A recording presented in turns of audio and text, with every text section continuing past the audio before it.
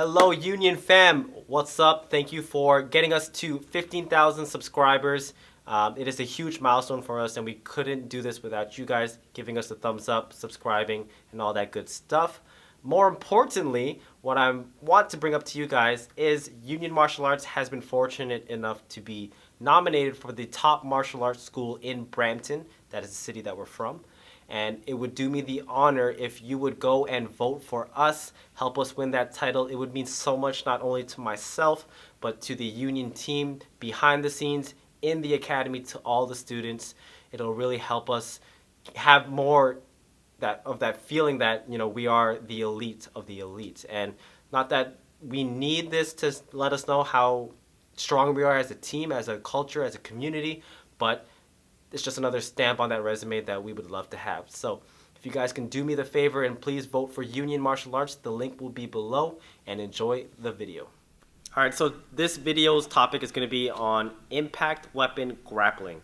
And the two most important things about it is impact weapon and understanding that you are grappling. So impact weapon means anything that is not able to lacerate, to cut, to puncture, anything that has impact, such as a stick, a baton, an umbrella, newspaper, you name it. It could be long, short, whatever it is. Just generally, as an impact weapon, it doesn't cut. Okay. And the second thing is grappling. So grappling, of course, can be very specific to empty hand techniques, wrestling, jiu-jitsu, judo, anything that it causes you to clinch up, to tie up, so on and so forth. A lot of times in Filipino martial arts, they call it tying and untying an empty hand. Now, when you put it all together, you're using the impact weapon. In this case, I'm going to be using a stick, and I'm using that to grapple my opponent. Now, I could essentially use the stick as a sword, and that's primarily how the weapon is taught. But when you understand and realize that the stick is actually a stick, which means that it is an impact weapon and not an edged weapon, that means that you can grab the ends and you can switch your grips without any sort of harm done to your own hands. Because if this was a sword, I'd cut my hand. And because I can do that, I can create different ways to tie up. I can create different leverage points and different ways to lock my opponent in, simply because I have 2 points of contact. I have my right hand and I have my left hand. I can do it one at a time. I could do it twice at a time. I can also run this along my shoulders, my arms. I can run it along my neck, my legs, anything that can probably hook, scoop, and capture. Okay, so we're going to go through a couple of very simple explanations. So I'm going to start off with angle 2 here.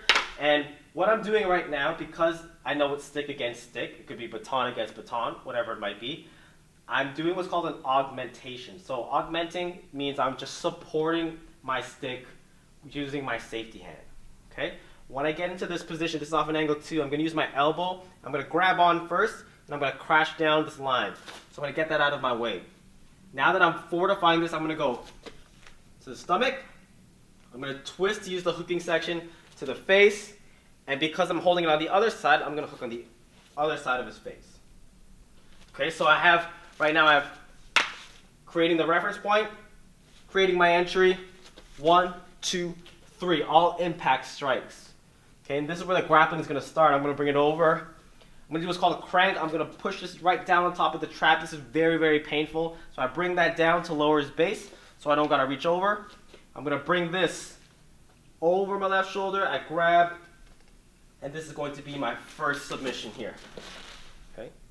So in my first submission, I can leave it at that. The only problem is with this particular technique that I don't like is, although I'm controlling this hand, which they say can be an arm break, if his weapon is still in hand and this choke isn't enough, he can start twisting the stick back and forth and try flicking it at my face. And it's most likely not going to hit me, but I don't like that danger being present so close.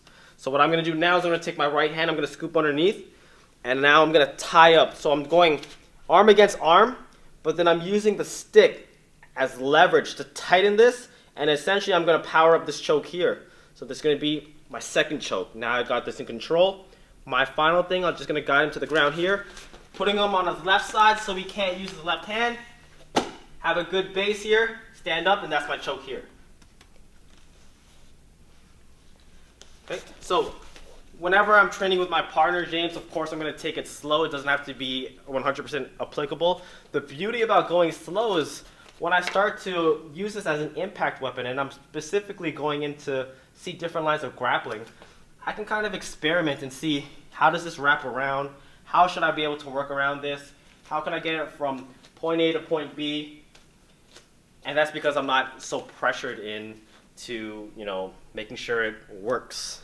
And there's a lot of comments in the videos that say, hey, try doing that to someone fast. Well, of course, for the educational purpose, we're going to take it slow. And in order to truly test it, it's going to be adrenaline, there's going to be fear, there's going to be, to be honest, it's very difficult, I think, to 100% truly test it on someone who doesn't have the intent on hurting you.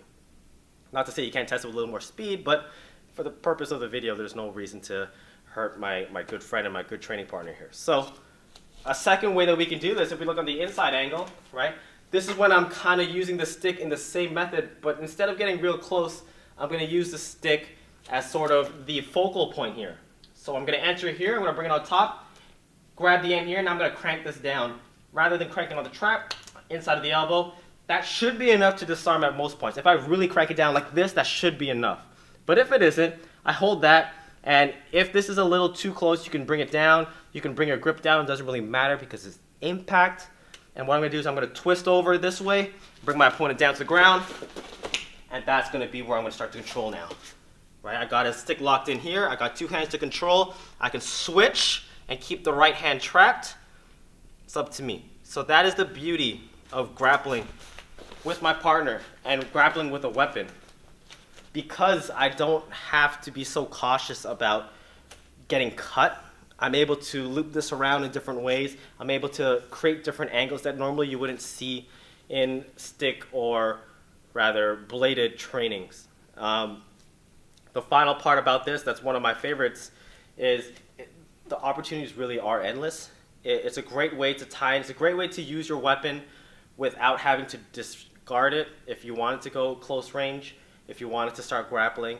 If the event or the environment forced you to grapple, you can work around it, right? The only thing you need to be cautious of is, of course, the length of a stick. It's not like once I get into close range, I could do whatever the heck I want to do. Because if I did that, there might be a case that I come in here and I start trying to grapple, and then I realize it's too close, and now I'm tied up. And I'm tied up in the wrong way, because now I'm going to be like, well, the only way I can get out of this is if I let go of my stick. And of course, that would be the worst case scenario of disregarding a weapon, because I wasn't prepared to enter in the first place. So that's it for this video. Hope you guys enjoyed it. Give this video a thumbs up if you did. Comment below what else you guys want to see in our Khalid videos. And make sure you hit that subscribe button and turn on the notifications so you guys don't miss what we're coming up with next. Remember, FMA Concepts, our online teaching site, is launching very, very soon, within the next weeks. So stay tuned. Make sure you subscribe if you haven't. And make sure you go follow our Instagrams, our Union Martial Arts Instagram, FMA Concepts Instagram. All the links will be below. All right, so stay tuned for that, and see you guys next time.